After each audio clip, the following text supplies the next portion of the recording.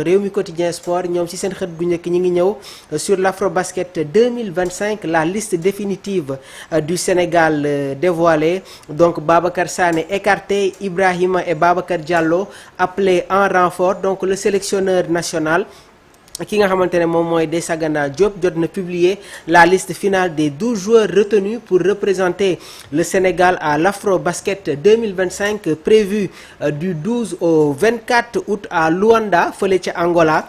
Une sélection marquée par quelques décisions fortes et inattendues. Dañ leen di jox les détails.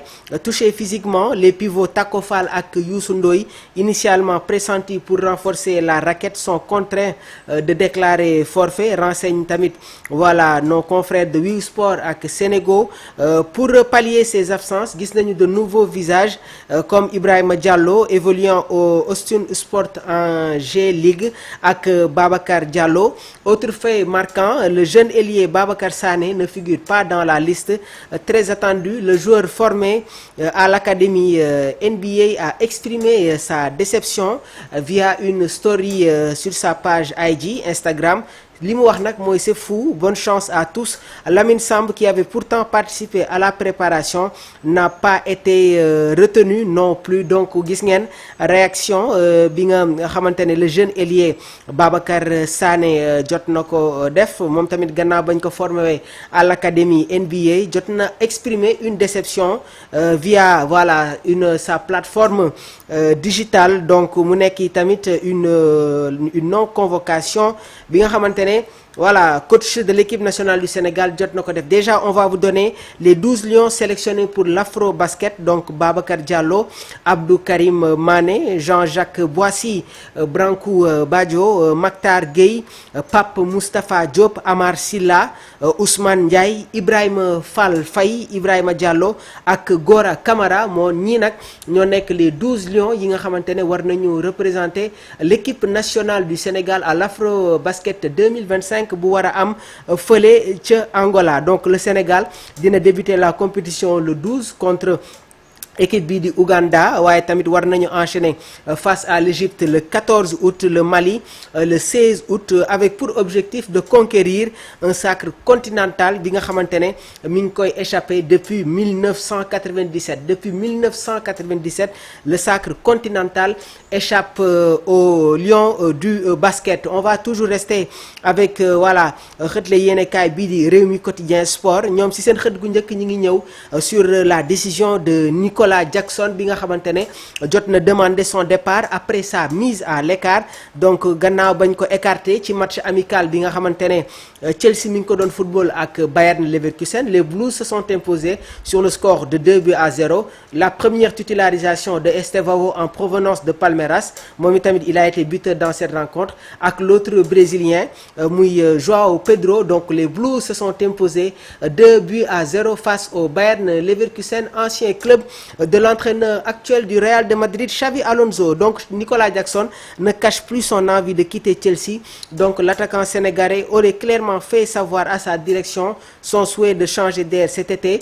Donc l'été est agité du côté de Stamford Bridge alors que Chelsea jamono ji nag ñi ngi activé wu sur le marché des transferts pour remodeler son effectif. Nicolas Jackson pourrait être l'un des prochains joueurs à faire ses valises, relégué dans la hiérarchie offensive après João Pedro ak Liam Delap. Donc l'ancien buteur de Villarreal semble avoir tiré les conclusions de sa mise en écart. Selon les informations du Daily Mail, Jackson non convoqué par son entraîneur Enzo Maresca pour la rencontre bi nga xamante ne amoon na niki démb entre Chelsea ak Bayern Leverkusen, a exprimé son désir de quitter le club, une décision qui ferait suite à un manque de perspective sportive dans le nouveau projet du technicien italien. À 24 ans, l'ancien joueur du Casa Sport ne manque pas de prétendants. Donc Newcastle United bi nga xamante ne jamono ji ñi ngi nekk à la recherche d'un profil offensif dynamique, et le Bayern Munich en quête de renfort en attaque serait notamment intéressé par ses services. Nicolas Jackson qui a ce profil polyvalent capable d'évoluer comme second attaquant, électron libre. Waaye tamit gis nañu ne que bi mu nekkee Villarreal registre boobu la doon football. Par la suite bi mu ñëwee Chelsea si lañ ko doon footballé si lañ ko gis muy football comme avant-centre. Donc après une saison en dents de scie en Premier League, le Lion de la Teranga semble prêt à tourner la page londonienne pour relancer sa carrière ailleurs. Donc gis ngeen voilà le dossier Nicolas Jackson tout le temps mi ngi am ay rebondissement, waaye nag li ma leen mën a wax rek mooy des fois il y a des critiques non justifiées à l'encontre de Nicolas Jackson. On sent de la frustration et ñun tey jii man sax en tant que supporter des Blues j'aurais bien voulu voir Nicolas Jackson nekk dans la continuité, nekk ci concurrence ba imposé wu ci équipe bi nga xamante ne voilà moom mooy Chelsea. Pathé Diakhoumpa, Youssou Dabo habite au quartier à côté de chez Mame Abdou. Effectivement, on a grandi ensemble et on allait à l'école de ville avec son petit frère. Effectivement, donc Youssou Dabo moom tamit voilà secteur boobu noonu moom la dëkk. Pathé Diakhoumpa, il fallait le garder dans le groupe au moins. Il a fait tout pour la préparation. On avait 14 Lions à Abidjan. Pourquoi ne pas faire la même chose avec les Lions? Donc loolu tamit bokk na, je pense que nekk na ay suggestions yi nga xamante ne war nañ ko jël en compte. On va enchaîner gannaaw ba ñu ñëwee si le dossier Nicolas Jackson.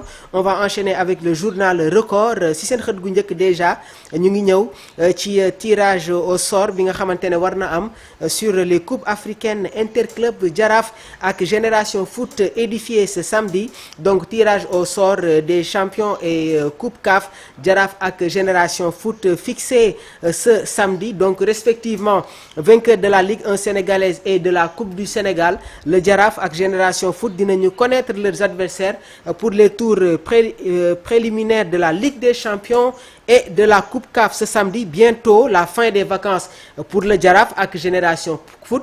Donc deux clubs titrés du Sénégal lors de la défunte saison avec les sacres en Ligue 1 et en Coupe du Sénégal. Les deux clubs porteront une attention particulière au tirage au sort des tours préliminaires de la Ligue des champions et de la Coupe CAF ce samedi 9 août. Toujours avec le journal Record, ñoom itamit ñu ngi ñëw sur la réaction de Iliman Ndiaye, nekk attaquant buy football ci équipe bii di Everton, nekk itamit international sénégalais. Donc Iliman Ndiaye s'exprime sur ses attentes envers lui-même, waaye tamit mi ngi souligner qu'il a toujours eu de grandes ambitions et une forte détermination malgré les difficultés rencontrées dans sa carrière. Iliman Ndiaye mi ngi raconter que bi muy gën a nekk jeune, on répétait à son père qu'il ne deviendrait jamais footballeur, notamment à cause de sa taille ou parce qu'il ressemblait déjà à d'autres joueurs, mais il a toujours cru à son potentiel et a continué à travailler dur pour réussir. Un excellent joueur. Iliman, un excellent joueur. On se rappelle de cette saison exceptionnelle bi nga xamante ne jotoon na ko def en Championship, plus précisément ci équipe bi nga xamante ne moom mooy Sheffield United. Cette saison moom moo ko permettre mu quitter le championnat anglais, dem si équipe am de cœur, son club de cœur muy l'Olympique de Marseille. Mu nekk tamit un passage un peu compliqué, surtout jamono jooju l'Olympique de Marseille